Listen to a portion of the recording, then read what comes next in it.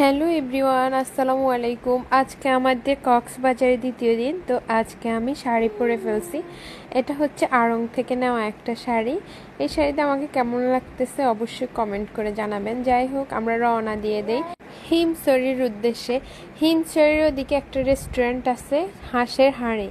তো আমরা যাইতে যাইতে চিন্তা করছি এটা হাঁসের বাড়ি। যাই হোক, যাওয়ার সময় দেখি এই ভাইয়াটার এই আফুটা মোটরসাইকেল অ্যাক্সিডেন্ট করে।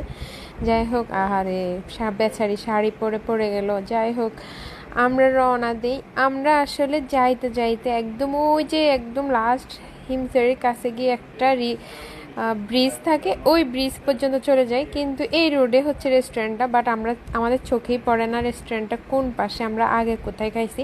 আমরা অনেক খুঁজছি, একদিকে আমার ননদরা খুঁজতেছে, অন্যদিকে আমি খুঁজতেছি, আমার হাজব্যান্ড গাড়ি চালাচ্ছে। যাই হোক, আমরা অনেক খোঁজাখুঁজির পরে ওটা পাই নাই। তো আমরা ওই ব্রিজটার কাছে গিয়ে আবার ইউটার্ন দিয়ে চলে আসি। আসার সময় ব্রিজ থেকে একটু সামনে আসছি, আসার সময় আমার ননদরা দেখতেছে, আমিও দেখতেছি, কিন্তু আমরা কেউই ফলো করি না। হঠাৎ করে আমার হাজব্যান্ড বলে যে ওই যে হাঁসের হাঁড়ি। ভাই রে ভাই, তাইলে আমরা এতক্ষণ ঘুরলাম কেন, এত দূরে ঘুরলাম কেন? যাই হোক, ফাইনালি আমরা হাঁসের হাঁড়িতে আসছি। যদিও এটাতে আমরা আগে খাইছি, আমরা হাঁসের বাড়ি মনে করছিলাম। যাই হোক, আমরা এখানে পাই যাই। তারপরে এই যে দেখেন, কিভাবে চিনবেন, অ্যাঞ্জেল রিসোর্ট লেখা আছে। এটার পাশেই হচ্ছে একটু ভিতরের দিকে হাঁসের হাঁড়ি।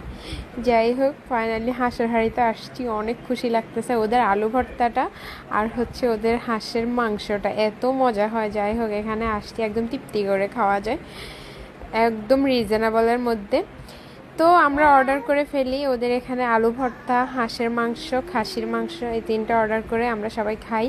তারপর হচ্ছে খাওয়া দাওয়া শেষ করে ওদের মানে ওই যে অ্যাঞ্জেল রিসোর্টের পাশে হচ্ছে এই জায়গাটা, এখানে আমরা কিছু ছবি ভিডিও ক্লিপ নেই, ছবি উঠাই। আমার ননদদেরকে উঠাই দেয়, আমার শাশুড়িকে উঠাই দেয়। তারপরে হচ্ছে আমরা এখানে অনেক ঘোরাঘুরি করি, অনেকক্ষণ এখানে টাইম স্পেন্ড করি। এই জায়গাটা অনেক সুন্দর লাগতেছিল। আর এইদিকে ছিল অনেকগুলো গোলাপ ফুল গাছ, সরি এটা হচ্ছে জবা ফুল গাছ। যাই হোক, তো আমি এখান থেকে একটা জবা ফুল নিয়ে নেই। এটার মধ্যে অনেকগুলো পিঁপড়া ছিল, তারপরও আমি কানের পাশে ধরে রাখছি, দেখেন কানে লাগাচ্ছি না, কারণ হচ্ছে পিঁপড়াটা যদি আবার আমার কানে ঢুকে যায়। তারপর ওখান থেকে আমরা রওনা দিয়ে দিই খাওয়া দাওয়া শেষ করে। ওই যে জাউ গাছগুলো আছে না, ওই জায়গায় এসে আমরা এখানে ডাব খাই। এর অপোজিটে হচ্ছে জাউ বন গাছ। তো যাই হোক, আমরা এখানে চলে আসি প্যারাসেলিংয়ের কাউন্টারে। প্যারাসেলিংয়ের কাউন্টারে আমাদেরকে বলতেছে টিকিট নিয়ে যান, না হয় আপনাদের ওখানে গিয়ে আবার ফিরে আসতে হবে। টিকিট কত জিজ্ঞেস করার পরে আঙ্কেল বললো যে একটা 2000, একটা 2500। যাই হোক, আমরা টিকিট নেই না, কারণ আমরা সবাই ভিতর ডিম। আমার শাশুড়ি তো মুরব্বী মানুষ, আমার ননদগুলো ভিতর ডিম, আমিও ভিতর ডিম, আমার হাজব্যান্ডও ভিতর ডিম, আমরা কেউই উঠবো না, সেজন্য আমরা কেউই টিকিট কাটি না। যাই হোক, আমরা সামনে যাই, প্যারাসিলিং কে করে তাদেরকে দেখতে যাই। এই ছেলেটা প্যারাসিলিং করতেছে, তারপর আমাদের পাশে একটা ছেলে হাইটা গেছে, ও কিছুক্ষণ পরে প্যারাসিলিং করছে। এর মাঝে আমি সন্ধ্যা হয়ে যাচ্ছে, আমি ভাবলাম যে যেহেতু শাড়ি পরছি তো কিছু ক্লিপ নিয়ে নেই। তারপর এখানে আমার ননদকে বললাম যে কিছু পিকচার আর ভিডিও করে দাও আমাকে, তারপরে ও করে দিল এই ভিডিওটা। এইদিকে ওই যে পিছনে ছেলেটা হাইটা যাচ্ছে, ও হচ্ছে যে প্যারাসিলিং করবে। তো আমি লাস্টে ওর কিছু ক্লিপ নেই প্যারাসিলিং করা অবস্থায়। যাই হোক, এই সাগর পাড়ে অনেক ভালো লাগতেছে, মানে আমরা অনেকক্ষণ ছিলাম এখানে, সূর্য একদম অস্ত যাচ্ছে, তারপরও আমরা আসতেছিলাম না।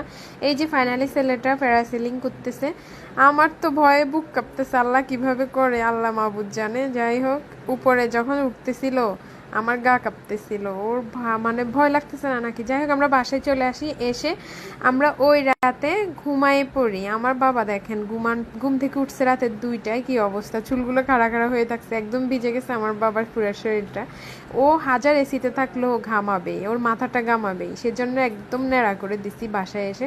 যাই হোক, আজকের জন্য এখানে আল্লাহ হাফেজ, সবাই দোয়া করবেন। আর এরপরে কোথায় কোথায় ঘুরি, কি কি করি অবশ্যই পরের ব্লগে শেয়ার করব। আপনারা যারা আমাকে এখনও ফলো দেন নাই, ইউটিউবে সাবস্ক্রাইব করেন নাই, তারা অবশ্যই সাবস্ক্রাইব করে নেবেন। ফেসবুকে থাকলে অবশ্যই ফলো করবেন।